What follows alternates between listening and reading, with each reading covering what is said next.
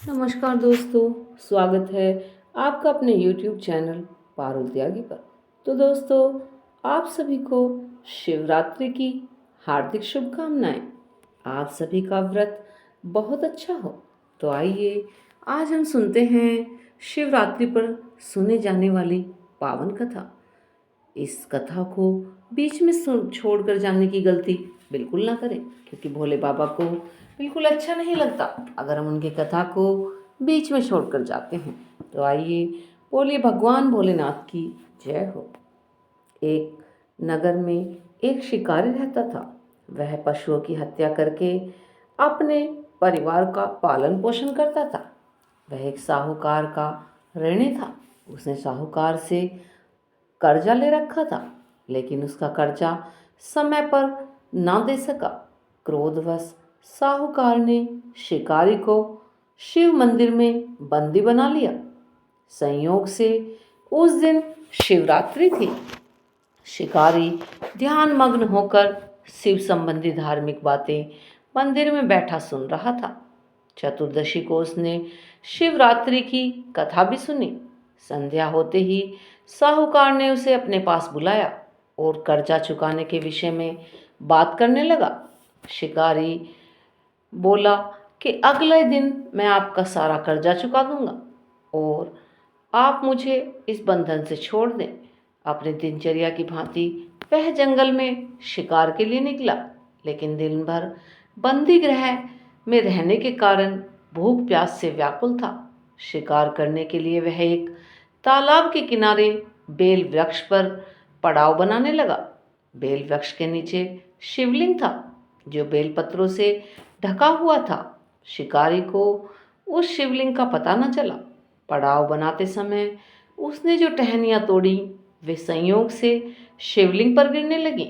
इस प्रकार दिन भर भूखे प्यासे शिकारी का व्रत भी हो गया और शिवलिंग पर बेलपत्र भी चढ़ गए।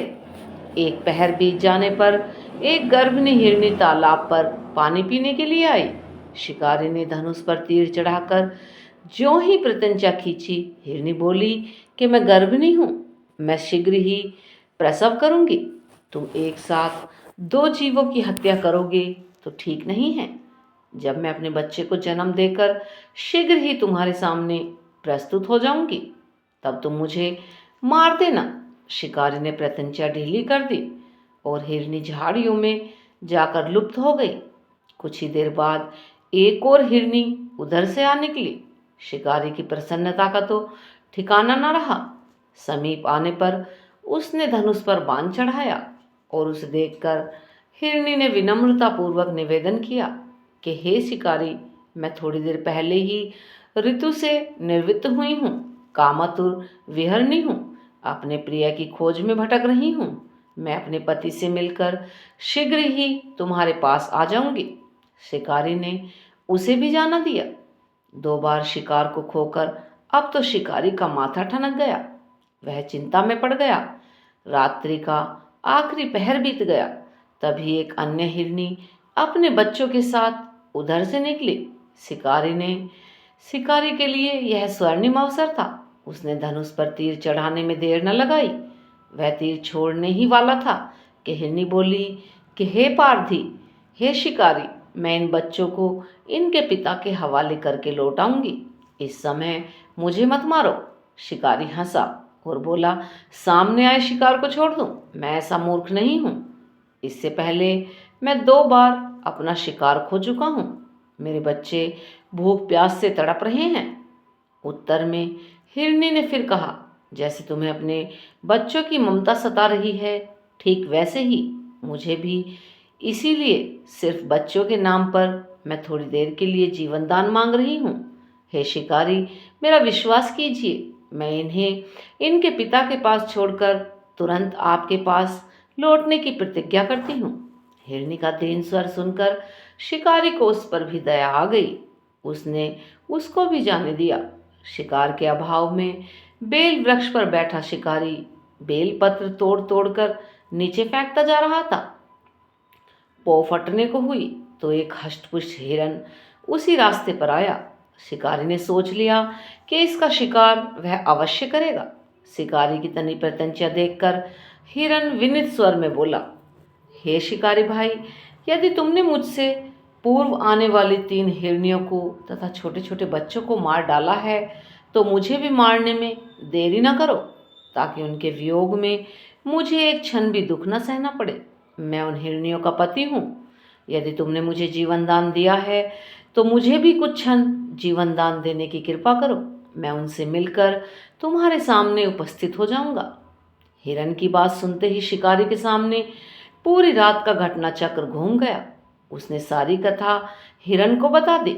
अब हिरन ने कहा कि मेरी तीनों पत्नियां जिस प्रकार प्रतिज्ञाबद्ध होकर गई हैं, मेरी मृत्यु से अपने धर्म का पालन नहीं कर पाएंगी। अतः जैसे तुमने उन्हें विश्वास पात्र मानकर छोड़ा है, वैसे ही मुझे भी जाने दो। मैं उन सब के साथ तुम्हारे सामने शीघ्र ही उपस्थित होता हूँ। उपवास, रात्रि जागरण तथा शिवलिंग पर बेलपत्र चढ़ाने से शिकारी का हिंसक हृदय निर्मल हो गया। उसमें भगवत शक्ति का वास हो गया। धनुष तथा बाण उसके हाथ से अपने आप ही छूट गए। भगवान शिव की अनुकंपा से उसका हिंसक हृदय करुणा भावों से भर गया।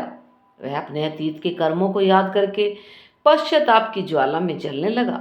थोड़ी ही देर बाद मृग सपरिवार शिकारी के सामने उपस्थित हो गया ताकि वह उनका शिकार कर सके। किंतु जंगली पशुओं की ऐसी सत्यता, सात्विकता और सामूहिक प्रेम भावना को देखकर शिकारी को बड़ी ग्लानि हुई। उसके नेत्रों में आंसुओं की धारा बहने लगी। उस हिरण के परिवार को न मारकर शिकारी ने अपने कठोर हृदय को जीव हिंसा से हटा सदा के लिए कोमल एवं दयालु बना लिया। देवलोक से समस्त देव समाज भी इस घटना को देख रहा था। घटना की परिणति होते ही देवी देवताओं ने पुष्प वर्षा की। तब शिकारी तथा हिरण परिवार मोक्ष को प्राप्त हुए। योग परंपरा में अनगिनत शिव की कहानियां हैं जो तार्किक अंदाज में अमूल्य ज्ञान देती हैं। तो हमारी कथा संपूर्ण हुई। बोलिए भगवान भोलेनाथ की जय हो। हर हर महादेव। जय हो माता पार्वती की। तो दोस्तों, आज हम कुछ उपाय बताएंगे। शिव पुराण के अनुसार हमें कौन कौन से उपाय करने चाहिए और कौन कौन से उपाय से हमें लाभ मिलता है। तो आइए सुनते हैं। ये छोटे छोटे शिव पुराण के उपाय हैं जो कर सकते हैं आपकी सभी मनोकामनाओं को पूर्ण। आप भगवान भोलेनाथ पर विश्वास करके ये उपाय अवश्य करें। आपकी मनोकामनाएं अवश्य ही पूर्ण होगी। भगवान शिव बहुत भोले हैं। यदि कोई भक्त सच्ची श्रद्धा से उन्हें सिर्फ एक लोटा जल भी अर्पित करे तो भी वे प्रसन्न हो जाते हैं। इसीलिए तो उन्हें भोलेनाथ कहा जाता है। भगवान भोलेनाथ को प्रसन्न करने के लिए कुछ छोटे और अचूक उपायों के बारे में श्री शिव महापुराण में लिखा है। ये उपाय इतने सरल हैं, इन्हें बड़ी ही आसानी से किया जा सकता है। हर समस्या का समाधान के लिए शिव पुराण में एक अलग उपाय बताया गया है। ये उपाय इस प्रकार हैं। शिव पुराण के अनुसार भगवान शिव को प्रसन्न करने के लिए भगवान भोलेनाथ को एक लोटा जल पूरे सावन अवश्य चढ़ाएं। भगवान शिव को चावल चढ़ाने से धन की प्राप्ति होती है। भगवान भोलेनाथ पर तिल चढ़ाने से पापों का नाश होता है। अगर आप सुख समृद्धि चाहते हैं, अपने घर में लक्ष्मी की वृद्धि चाहते हैं, तो आप भगवान भोलेनाथ को जौ अर्पित कीजिए। और हाँ तो भक्तों, गेहूं चढ़ाने से संतान की वृद्धि होती है। यह सभी अन्न भगवान को अर्पण करने के बाद गरीबों में बांट देना चाहिए। श्री शिव महापुराण के अनुसार जानिए भगवान भोलेनाथ को कौन सा रस द्रव्य चढ़ाने से क्या फल मिलता है। अगर किसी को बुखार है तो बुखार होने पर भगवान शिव को जल चढ़ाने से शीघ्र लाभ मिलता है। सुख व संतान की वृद्धि के लिए भी जल द्वारा शिव की पूजा उत्तम बताई गई है। तेज दिमाग पाने के लिए भगवान भोलेनाथ को अपने बच्चों से मीठा मिला दूध भगवान भोलेनाथ को चढ़वाएं। शिवलिंग पर गन्ने का रस चढ़ाया जाए तो आनंदों की प्राप्ति होती है। फिर तो आप आनंद ही आनंद पाने लगेंगे। शिव भोले को गंगा जल का बड़ा ही अच्छा चढ़ावा होता है। अगर आप भोलेनाथ को गंगा जल चढ़ाते हैं तो आपको भोग व मोक्ष दोनों की प्राप्ति होती है। और शहद से तो भगवान शिव का अभिषेक करने से टीबी जैसे रोगों में भी आराम मिलता है। यदि आप शारीरिक रूप से कमजोर व्यक्ति हैं तो भगवान भोलेनाथ का अभिषेक गाय के शुद्ध घी से करें तो आपकी कमजोरी बहुत जल्द ही दूर हो जाएगी। शिव पुराण के अनुसार कुछ ऐसे फूल हैं जिन्हें चढ़ाने से अत्यंत ही फल की प्राप्ति होती है। तो आइए जानते हैं वो कौन से फूल हैं। लाल व सफ़ेद आंकड़े के फूल से भगवान शिव का पूजन करने पर मोक्ष की प्राप्ति होती है। चमेली के फूल से पूजन करने पर वाहन का सुख मिलता है। अलसी के फूलों से भगवान भोलेनाथ का पूजन करने पर मनुष्य भगवान विष्णु को प्रिय होता है। समी वृक्ष के पत्तों से पूजन करने पर मोक्ष की प्राप्ति होती है। बेला के फूल से पूजन करने पर सुंदर व सुशील पत्नी मिलती है। जूही के फूल से भगवान भोलेनाथ का पूजन करेंगे तो आपके घर में कभी अन्न धन की कमी नहीं होगी। कनेर के फूलों से भगवान भोलेनाथ का पूजन करने से नए वस्त्रों की प्राप्ति होती है।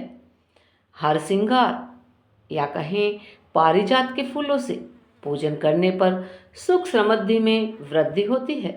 धतूरे के फूल से पूजन करने पर भगवान शंकर सुयोग्य पुत्र प्रदान करते हैं जो कुल का नाम रोशन करता है।